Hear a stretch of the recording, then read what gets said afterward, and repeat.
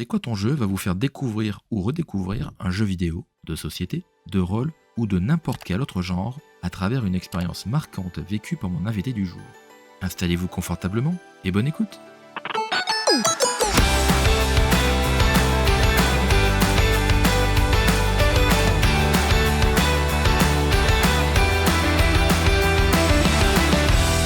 Bonjour à tous chers auditeurs, j'espère que vous allez bien. Pour ma part ça va, je suis très impatient de découvrir l'histoire de mon invité du jour. Vous êtes sur l'épisode 16 du podcast C'est quoi ton jeu, le 4e épisode de la saison 2. C'est quoi ton jeu, c'est quoi? C'est l'émission qui vous partage des anecdotes marquantes vécues par mes invités sur des jeux quelle que soit leur thématique.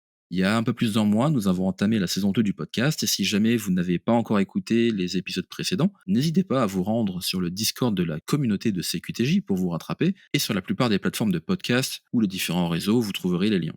L'invité que je reçois aujourd'hui est une personne talentueuse. C'est la seconde cosplayeuse que je reçois après Mule qu'on a reçu en juin dernier pour l'épisode 10. Elle est fan de médiéval et d'heroic fantasy. Elle fait de superbes cosplays de Thief, Skyrim, World of Warcraft ou encore The Witcher.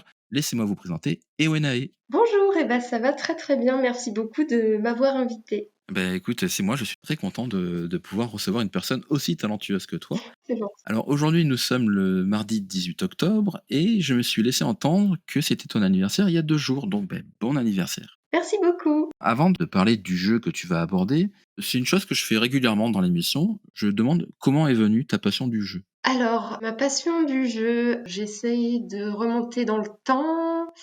Elle date de loin, elle date de loin. En fait, quand j'étais toute petite, finalement, donc moi j'ai 2 sœurs. Oui. Mon père, qui jouait un petit peu les jeux de stratégie comme Age of Empires, un peu initié à Rome ou Cléopâtre, je crois que c'était des jeux de stratégie assez Ouais. anciens. Quand j'ai eu 10 ou 11 ans, ma mère est revenue de... Alors à l'époque, ça s'appelait Continent, ou c'était devenu Carrefour, je sais plus. Ouais. Elle revient d'un supermarché avec une boîte, petite boîte marquée Neverwinter Night, avec... Enfin, c'était une édition, en fait, avec des extensions. Ouais. Et alors là, on va dire, la sauce a pris, hein, tout de suite. D'accord. J'ai tombé dedans. Donc effectivement, ouais, aujourd'hui, on va vous parler du jeu Neverwinter Nights, qui est sorti en 2002, si je dis pas de bêtises. C'est ça. C'est sorti en 2002, c'est ça, autant pour moi, je prends mes notes. C'est un jeu qui est signé BioWare, donc qui a fait quand même d'excellents jeux et jeux de rôle par la suite. Je te laisse nous décrire un petit peu ce jeu. Alors, Neverwinter Night 1, parce qu'il y a eu un 2 aussi, je crois, sorti en 2006. Oui. Alors en fait, c'est un jeu comme un JDR sur ordinateur. C'est un jeu qui nous plonge dans un univers complètement heroic fantasy, où il y a des elfes, des nains, des gobelins. Ouais. L'histoire, moi, ce qui m'a vraiment plu sur ce jeu-là, c'est l'histoire, qui est à la fois très belle et très sombre. On est plongé dans le royaume de pas d'hiver, et on doit sauver la population d'un fléau. D'accord. Et puis on suit plusieurs aventures qui nous mènent dans différents secteurs, différentes cartes. Et voilà, le jeu est une pépite. Pour moi, ça a été le coup de cœur absolu. Donc effectivement, voilà, donc c'est un jeu qui a été imaginé aussi comme étant potentiellement, avec des gros guillemets, une suite de l'univers étendu de Donjons et Dragons. C'est vrai que le jeu se joue à 1 ou en multijoueur. Oui. Je sais pas si toi tu as plutôt joué, enfin j'imagine que tu as fait les deux, que tu as fait la campagne solo et Oui. la campagne multi. Eh bien, en fait, je suis restée sur la campagne solo pour vraiment savourer le jeu complètement toute seule. J'étais tellement prise dans l'histoire que je me suis toujours cantonnée à la version solo du jeu, en fait. D'accord. Ouais. À l'époque, alors moi je n'y ai jamais joué, mais j'avais des amis qui y jouaient eux en réseau. Mhm. Ce qui était marrant, c'est que dans le côté multijoueur, dans le groupe de joueurs, il y en a un qui prenait le rôle de guide, de maître de jeu entre guillemets. Mhm. Et en fait, c'est cette personne-là qui amenait les autres à l'aventure. Et c'était pas comme aujourd'hui un jeu multi où on arrive tous dans un endroit et tout le monde doit faire ce qu'il doit faire, quoi. Oui. Là, c'était vraiment, il y avait un maître de jeu qui était désigné, qui devait guider. Et en fait, sur ce jeu-là, il y avait une espèce de module qui permettait de créer ses propres missions dans l'univers. Donc moi, ce que je faisais souvent, c'est que je finissais la campagne, après je créais mon module, Ouais. je m'offrais de l'or et les meilleures armes. On peut tout faire en fait dans ce module. Tu peux t'enchanter les meilleures épées, les meilleurs arcs, etc. Te faire une super armure. Ouais. Et hop, je remettais mon petit bonhomme. Enfin, c'était toujours une elfe, évidemment. Ça change pas. Et hop, je repartais dans la campagne comme ça du jeu. Il y a 4 chapitres, je crois, avec le prélude. Ouais. En fait, moi j'ai un petit rituel, c'est chaque année, l'hiver, proche de Noël, je relance la campagne. Et ça depuis que j'ai le jeu, donc je devais avoir 13-14 ans. Bah oui, c'est ça. En même temps, tu te replonges dans les soirées froides. Tu retrouves ton petit confort auprès de ce jeu, quand ta petite Madeleine de Proust. C'est ça, totalement. Tu dis que tu as joué une elfe. Est-ce que tu as essayé de jouer d'autres classes sur ce jeu ou pas? J'ai fait 2-3 classes différentes. Je tourne beaucoup autour de prêtres, paladins ou druides. D'accord. Mais par contre, au niveau de la race, non, je suis restée cantonnée aux elfes. J'ai essayé une humaine une fois, ça m'a pas trop plu. Ouais. Voilà. Du coup, ma deuxième question, pourquoi cette attirance sur les elfes? Est-ce dû à un passif où tu as lu Le Seigneur des Anneaux quand tu étais petit? Est-ce que c'est un truc qui t'a toujours intrigué? Alors en fait, petite, quand j'allais visiter la Bretagne, parce qu'on partait tout le temps en vacances en Bretagne, comme c'est proche de la Normandie, Ouais, j'avais un petit peu bugué sur des illustrations qui étaient faites par Sandrine Gestin, une artiste qui crée des elfes magnifiques. d'accord. Et en fait, un peu plus tard, j'ai lu la trilogie des elfes de Jean-Louis Fedgen, Oui, qui a une très forte inspiration du Seigneur des Anneaux aussi. Hein, mais... Donc en fait, cette esthétique des elfes tels qu'ils sont dans ces univers-là, ça m'attire énormément et depuis, même dans ma pratique du cosplay, je fais majoritairement des elfes. Assez rarement autre chose. lorsque tu as découvert Neverwinter Nights, donc tu m'as dit que c'était ta mère qui te l'avait ramené un beau jour du supermarché. Oui. Est-ce que tu as eu joué avant ça à d'autres jeux de rôle de ce style-là, ou même plus accessibles, du style Final Fantasy ou pas?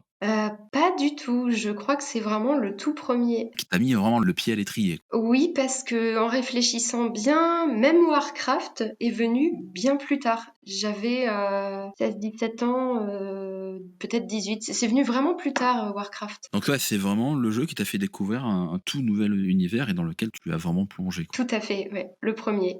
Est-ce qu'il y a des moments particuliers dont tu te souviens encore avec beaucoup d'amour sur ce jeu? Alors oui, j'aime énormément la forêt un petit peu perdue où on trouve pas mal de fantômes, des éclaireurs elfes, voilà, ce genre d'individus. Il y a un campement de druides. Ouais, C'est le bosquet de... Ah, je ne sais plus le nom, honte à moi.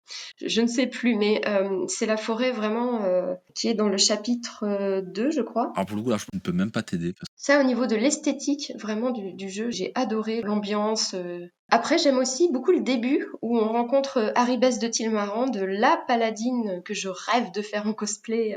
ouais, Vraiment, le début est très émouvant parce qu'on est tout de suite plongé dans la ville de Pas d'hiver, en fait, avec les différents quartiers, quartier des marchands, ouais. le quartier Lac Noir. Enfin, moi, j'avais trouvé ça merveilleux, quoi.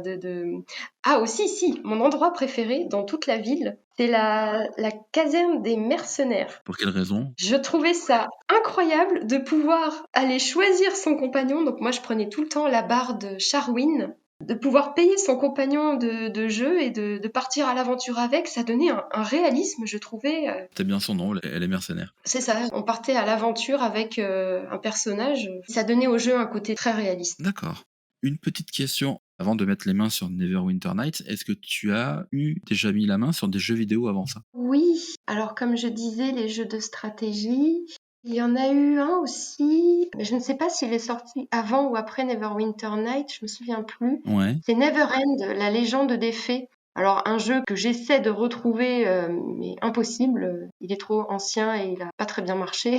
ouais, Voilà, on incarne une très jolie elfe. Enfin, c'est une fée, mais qui a perdu ses ailes. Du coup, elle a des allures d'elfe. ouais. Et elle navigue dans un royaume magnifique, une forêt. Tout ce que j'aime, quoi. Et c'est vraiment, voilà, l'Heroic Fantasy a vraiment bercé ton enfance, ton adolescence jusqu'à aujourd'hui, du coup. Totalement. Et puis, en fait, j'ai grandi avec, comment s'appelle-t-elle il y a une chercheuse spécialisée dans l'heroic fantasy qui nous appelle les 90, 85, etc. La génération dragon. Qu'en fait, on a grandi avec Harry Potter et les films du Seigneur des Anneaux. Et pour ma part, Ouais, mon père est un très grand lecteur de tout.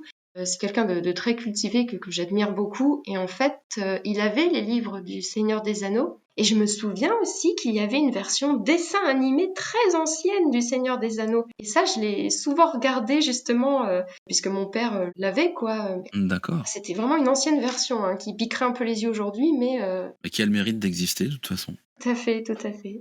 Est-ce que par la suite, une fois que le temps a fait son effet sur le jeu, est-ce que ça t'a donné envie de faire du jeu de rôle papier ou pas? Alors oui, l'occasion s'est présentée, mais après c'est plus le temps qui m'a manqué entre Ouais, bah ça, voilà, le cosplay, etc. Enfin, toutes mes activités, c'était très compliqué de pouvoir faire du jeu. Transition toute trouvée puisque, tu commences à parler un petit peu de cosplay. Est-ce que l'envie de faire du cosplay t'est venue en partie grâce à ton expérience dans Neverwinter Nights ou est-ce qu'il y a des choses aussi à côté qui ont favorisé ton envie de faire du costume justement? Oui, en fait, Neverwinter Night me donnait envie de partir en médiéval, enfin, dans les fêtes médiévales fantastiques, un peu comme, je peux citer Cidre et Dragon, mais à l'époque, il y en avait d'autres, hein, c'était pas celle-ci. Mais oui, ça me donnait envie de me costumer. Mais vraiment, le jeu qui m'a fait rentrer dans le cosplay, où voilà, j'y ai joué et un beau jour, je me suis dit, je veux faire ce personnage, c'est le jeu Thief 4, enfin, qui est la suite du 1, 2 et 3. On peut en parler de Sif, il y a aucun souci, ne t'inquiète pas, même si on se cantonne sur Neverwinter, bien sûr. Oui, Thief, en fait, moi j'avais adoré le 2 au niveau de l'histoire. Donc c'était vraiment les mécanistes, enfin, le fer contre les païens de la forêt. On Ouais. a toujours, que ce soit dans Neverwinter Night ou Thief, cette thématique de la forêt qui est très importante pour moi. J'ai remarqué que tous les jeux que j'aimais avaient une ou plusieurs immenses forêts. Et donc Thief, c'est un jeu où on incarne un voleur très très charismatique qui, dans ce jeu-là, le 4 en tout cas, doit sauver un petit peu le monde. Bon, c'était le cas dans le 2 aussi. Ouais. J'avais trouvé ce personnage incroyable avec son arc, sa flèche à eau et sa tenue en cuir, la cape. Et j'avais décidé, sans savoir coudre, de l'incarner. Donc j'ai commandé du tissu et hop, en un week-end, j'avais fait le costume comme ça. Je me suis dépatouillée comme j'ai pu. Et c'est ainsi que la passion est arrivée. Voilà, en mai 2014, donc ça fait 8 ans. Ah oui, quand même. J'imagine la fierté que tu as dû avoir au moment où tu as eu fini ton premier costume. Mais bon, en toute honnêteté, est-ce que tu étais fier de ton travail ou est-ce que tu disais, ouais, je peux quand même mieux faire? J'étais contente et fière sur certains aspects, surtout que j'avais tout cousu à la main vu que je n'avais pas de machine à coudre. Ouais. Par la suite, j'ai refait ce costume en 2020 dans une version un petit peu plus moderne et meilleure. Mais par contre, c'est l'arc, je l'ai refait. Alors, le premier était horrible, le deuxième était plus beau. Ah, on a le droit de débuter, hein. Ouais. C'est vraiment quelque chose d'extraordinaire et donc du coup, c'est Ouais. vrai qu'au début de l'émission, je t'ai présenté comme, ayant fait beaucoup de cosplay sur, World of Warcraft, The Witcher, Thief justement. C'est lequel qui t'a donné le plus de fil à retordre? Alors, oui, il y en a eu plusieurs, mais je dirais que Varian Vryn, donc notre bon roi de l'Alliance, notre défunt roi, Oui, j'ai fait une version féminine de ce personnage en 2016. Et en fait, l'armure, c'était la première fois que je faisais presque tout en cuir et en véritable écaille. J'avais fait venir d'Angleterre et j'avais tout assemblé tous les jours. ouais. J'avais fait cette armure en 5 ou 6 mois. C'est quand même beaucoup de travail, il y a pas à dire quand même. Mais franchement, le costume, enfin là, je l'ai sous les yeux, les photos du cosplay, c'est incroyable, hein, quand même, quoi. Merci, bah ce costume m'a fait débuter, on va dire, quelques collaborations avec Blizzard, justement. J'ai vu aussi récemment que tu t'attelais à un cosplay sur Tyrande, de World of Warcraft également. Qu'as-tu à nous dire sur ce cosplay? Parce que je sais qu'au niveau de ton arc, par exemple, c'est un peu compliqué à réaliser. Alors, en fait, j'ai fait une version de Tyrande qui se rapproche plutôt de la version des Sentinelles, donc des guerriers classiques Ouais. elfes de la nuit, avec son arc justement qui m'a donné pas mal de fil à retordre. Bah ouais, ouais, tu m'étonnes. Et par contre, là, je vais me lancer sur la Night Warrior, qui est la nouvelle version de Shadowland. D'accord. Donc, dans une armure blanche avec des glaives, elle a 2 glaives, je crois. Bah ça donne envie de voir quand même. Mais par contre, oui, c'est des heures et des heures de boulot, quoi, ça. C'est des heures. En fait, je compare souvent le cosplay à, par exemple, un sportif amateur, mais qui voudrait faire des compétitions à une certaine échelle. Voilà, il s'entraîne tous les jours. Bah, le cosplay, c'est un peu pareil. On se dégage du temps par jour quand on peut. Moi, par exemple, je pars pas très peu en vacances, mais mes congés, c'est mon temps libre, c'est le cosplay, quoi. Le cosplay et d'autres activités artistiques, mais c'est le craft. C'est très chouette.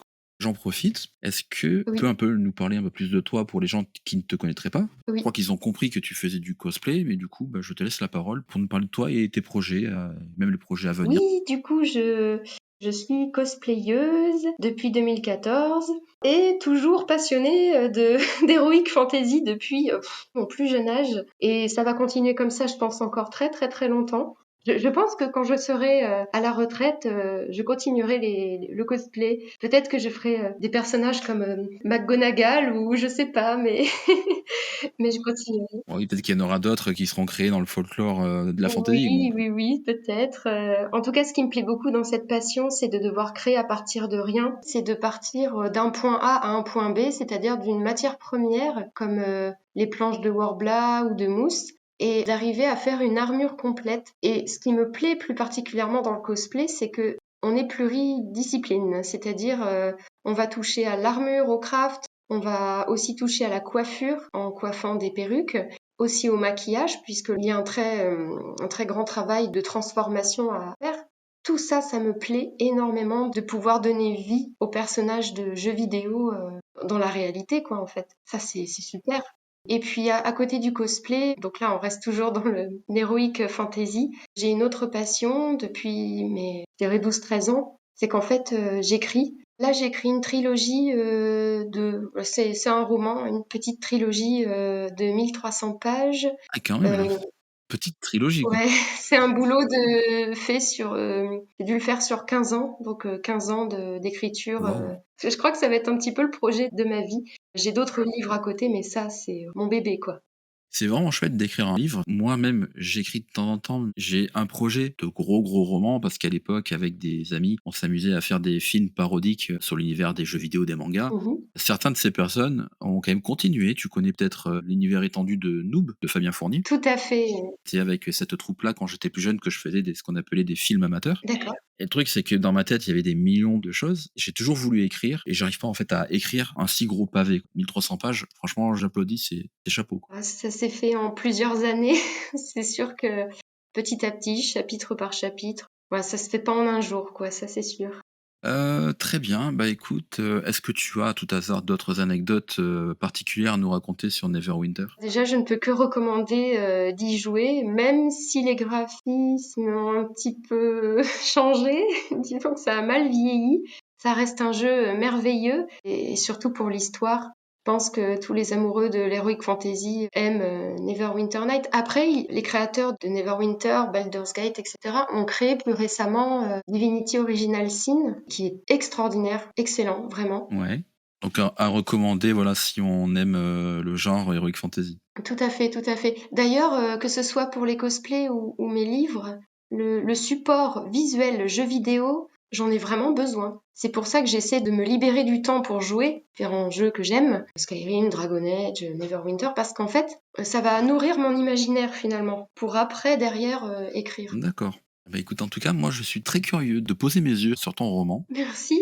Tu vas sans doute retrouver quelques anecdotes ou clins d'œil très très forts à différents jeux vidéo. Ah, bah, écoute, tant mieux justement, tant mieux. Ouais. Comme ça, on sentira les inspirations. Ah oui, il y en a beaucoup.